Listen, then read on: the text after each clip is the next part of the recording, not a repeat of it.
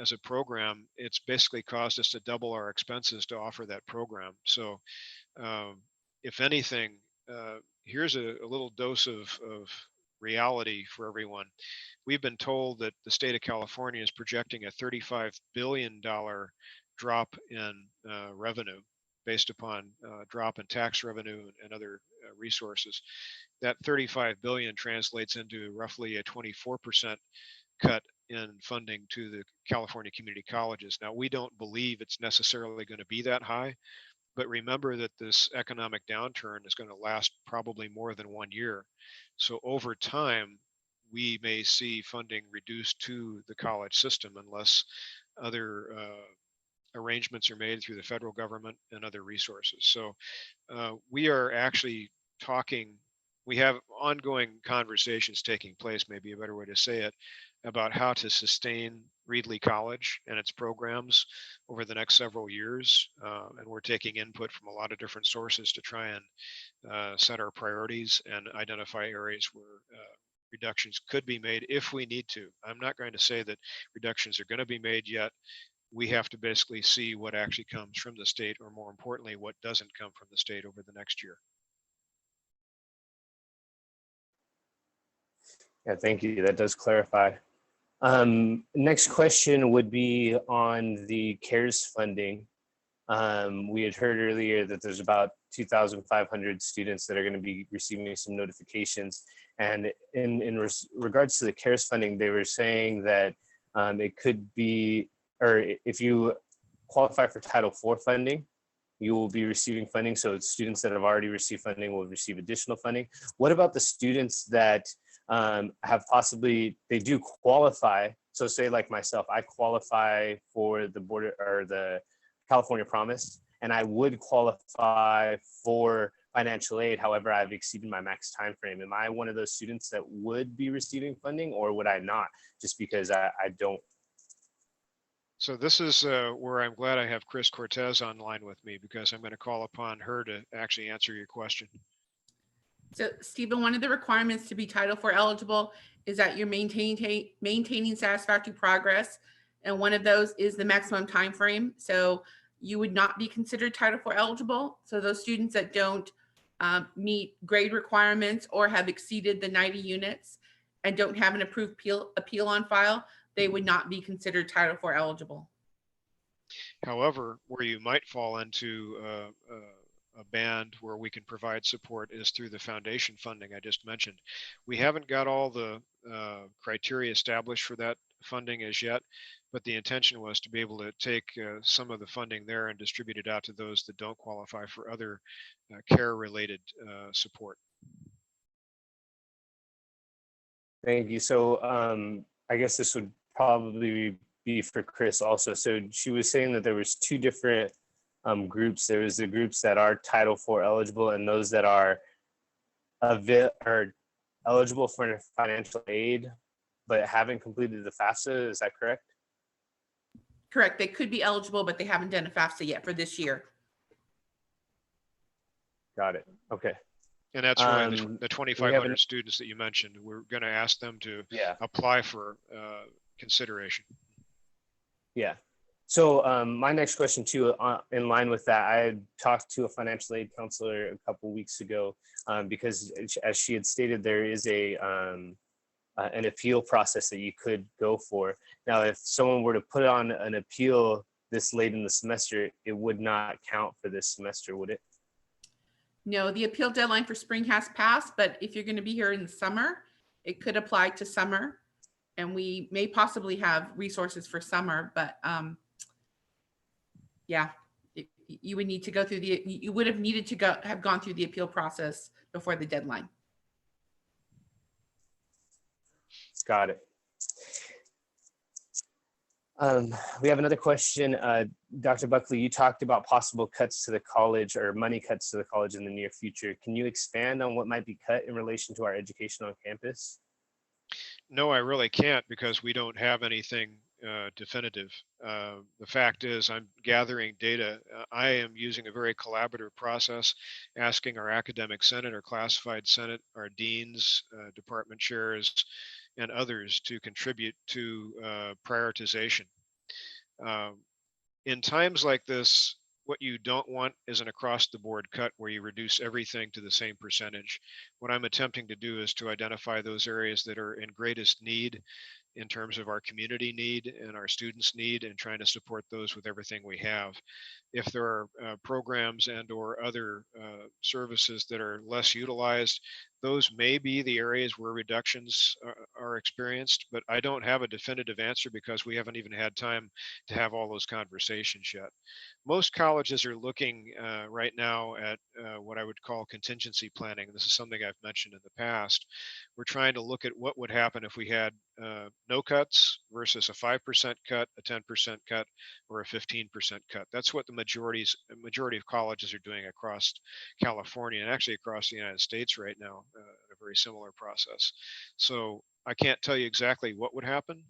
I know that a number of ideas have come forward, but since they haven't actually had any chance to be vetted and discussed more fully, I'm not at liberty to talk about them right now. Let's just say that we're in the middle of the process of gathering information and setting our own institutional priorities.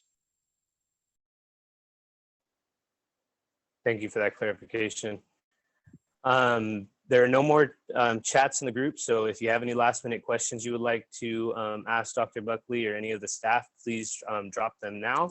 I did want to make a comment that student government elections are happening right now. Each student should have received an email to their email address or part of their Canvas inbox that is a specified link where they can go on and vote for their student leaders for next year for Reedley College. So I encourage them to do so.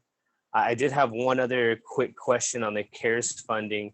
For those that are Title IV eligible and that have already received financial aid, is there anything that they would have to do going forward in order to receive this funding, or do they just sit, wait back and wait for that money to come to them?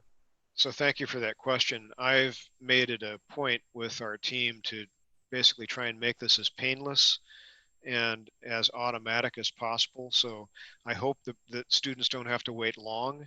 The intent is to distribute money as quickly as possible to those that are still eligible. So if you're in the Title IV eligibility group, and by the way, we will be sending out a statement, I believe Chris mentioned, defining what the criteria are and defining how you qualify.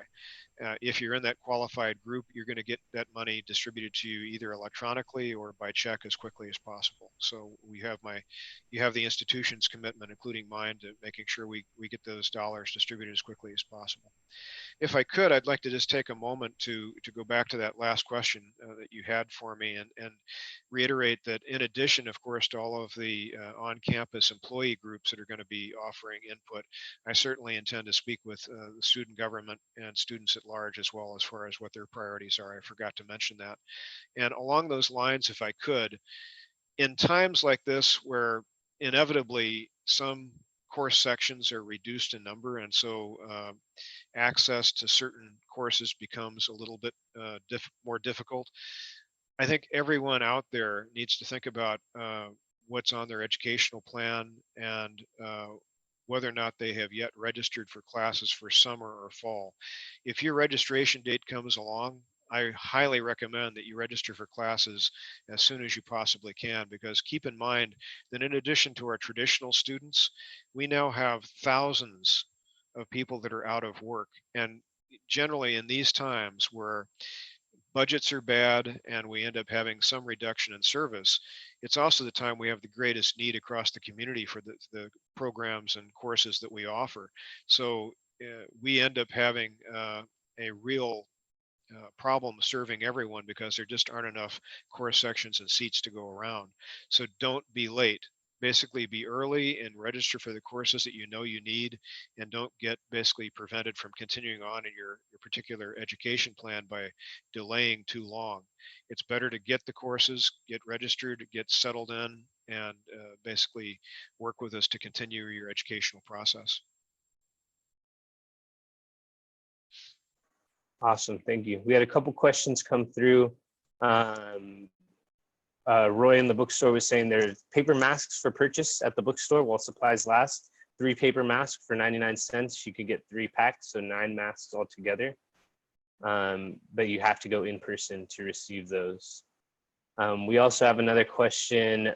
If you do not qualify for financial aid, would you still be able to get support? I see Chris said that for the students who are not financial aid eligible, we're hoping to provide resources through our foundation. Through that foundation, do we have any timeline? I know it was about a month ago when the board had kind of made the statement about it, and I put it out on one of my tweets. I tweeted about it, trying to get support, but I haven't heard really anything since. So do we have a timeline when we might be able to see some of those resources getting plugged into students, or an application process, even for students to start applying already? So the good news is that Rico Guerrero, who's the director of our foundation, announced that they actually exceeded their target for fundraising on Monday afternoon. So I don't have an exact timeline about criteria or the application process, but we will be discussing that through the balance of this week. And hopefully by next week, we'll have more information on you for you on that particular topic. If I can, I'll make sure that we get that information out through both social media and through email. Awesome, thank you.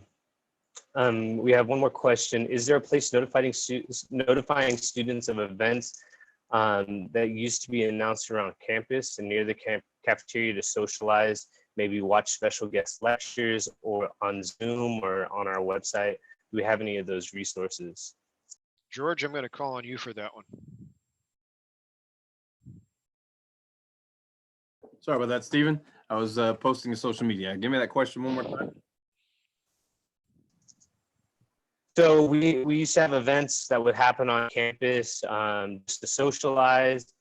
There were guest lectures that would come on campus. Is there any way that we can get those facilitated on Zoom, or do we have any place that is notifying students of events that are available for them to? Okay. When it comes to speakers, it depends on the department, depends on the event and activity. They have to get in touch with me, and if we can have speakers on via Zoom, be more than happy to promote that. That all depends on the instructor or whoever wants to have some sort of a speaker available for a class or a group Zoom room setting. That's something that can be easily promoted on social media or Canvas or the website. Multiple ways to do that. I do know that hopefully for the commencement event, that we'll have a nice message from Dr. Buckley. I don't know about having a like a commencement speaker per se, but any kind of event or any kind of class setting that you need some sort of a speaker that an instructor would like to implement into the instruction process, we can definitely get that done if they let me know. Also, I'd like to mention that we have implemented a pilot program for the college hour. Students might not be familiar with that concept, but many universities and colleges alike have supported college hour for a very long time. We're talking decades, if not actually hundreds of years. It's a way to basically have more or less a community opportunity to get together as an educational community and share something.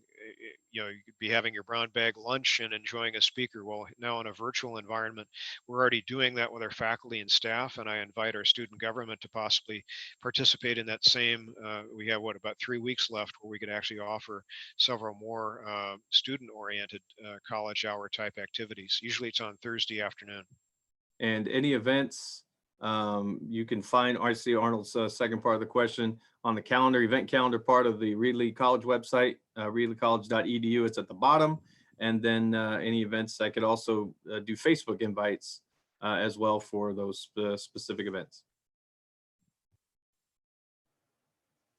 Yeah, thank you. I think Arnold brings up a good point. I know at school we would have, like, the communications department were doing Tiger Talks for a while, where they would have a speaker come on campus and just do a presentation.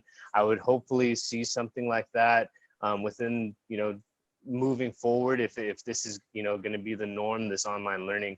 And even the Career Center, I know they used to bring career services, and they would have a speaker talking about their career pathway. So I would definitely love to see that. As far as student government, I am definitely trying to reach out right now to the different clubs that are on campus and encourage them to still do club meetings. and still involve the students in that way. So when we do actually go back to face-to-face learning, that they won't have to play catch up. I see that Careers is in the works to continue copying Careers virtually, so be looking for that. And I'm sure that will be posted on the social media as well as the Reedley College website on the events calendar. So I'm definitely hoping to see our students get more engaged and have just different resources for them to just engage in. So I do not see any other comments in the chat, Dr. Buckley. That looks like we had exhausted all of our questions for you today. All right, Stephen, thank you. I guess I'll just close by saying, remember, you're 3 weeks away from the end of the spring term. And so you need to be thinking about what's next. And even though we may not be out of our shelter in place mode as yet, be thinking about getting your resume together. Begin to think about what it is to transition if you're going to be going into a job. What is that going to look like for you? What are the skills that you might still need to work on? Because in conversations with employers in various industry sectors over the past 30 years and the work that I've done in healthcare for an equal amount of time, I think the one thing that we tend to see in our students, they can be what we call book smart, where they know a lot of theory, but can they translate that into the practical experience that's necessary to be successful in a job? And what are the things that employers look for more often than not amongst student graduates? It's basically, can they show up on time? Can they communicate effectively in writing and and verbally? Can they basically work in teams? Can they troubleshoot situations when things don't go right? Those are the sorts of skills that you hopefully have learned while you've been at Reedley College. But if you want to basically have a leg up, if you will, in the job competition that's coming, you should probably be reading up on those sorts of activities. I know that our district is looking at actually creating some short courses in those what we call career skill areas. So be thinking about that as you think about your transition. And if you're basically looking to transfer to one of our partner institutions, please don't forget that actually coming this fall, we're about to launch a partnership with Fresno Pacific University, where we're going to be offering a baccalaureate in business on the Reedley campus in the evenings. And since we may well still be online, that particular business program will be available as an online program as well. We're also still working with Fresno State to offer an engineering program as well. I don't have a status report on whether or not that is actually moving forward now or not, but we hope to make sure that it does. In future years, we hope to see everything from early childhood education as well as a criminology baccalaureate program on campus. So we're trying to reach out to our partners and provide as much in the way of higher education as possible so that you don't have to drive all the way into Fresno if you want that face-to-face experience. We'll have it on our campus over years that come. So please continue to work with us. We are here for you. As I said at the beginning, we all face challenges, and the key right now is to work with each other to get through these challenging times to get to where you need to be. So I hope today's town hall has helped in some way. We'll have more in the weeks that come. So continue to tune in, and please remember that today's town hall has been recorded and will be available through our website. And we hope that you can also pass on some of this information to your friends and colleagues. Thank you. Thank you, Dr. Buckley. Real quick, there was a note that our Career and Employment Center is still doing like resume resources, and they could still be notified. And I believe our next town hall will be next Wednesday at 6 p.m. So May 6th, Wednesday, 6 o'clock. Just wanted to make that announcement. And I will probably invite our career counselor to say a few words at that time about those opportunities. Okay. Awesome. Thank you. Have a great one. Thank you. You too. Bye, everybody.